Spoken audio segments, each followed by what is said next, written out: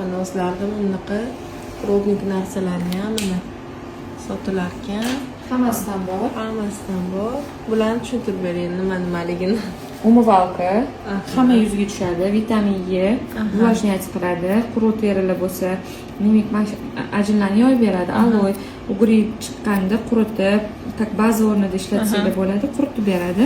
Azulin uspokаивать qilib beradi, ugri chiqishini oldini oladi. Agar allergiyaga moyil, qanaqadir qizarishlar, yuzda qanaqadir shunga o'xshash muammolar bo'lsa, bemalol bularni ham ishlatsanglar bo'ladi.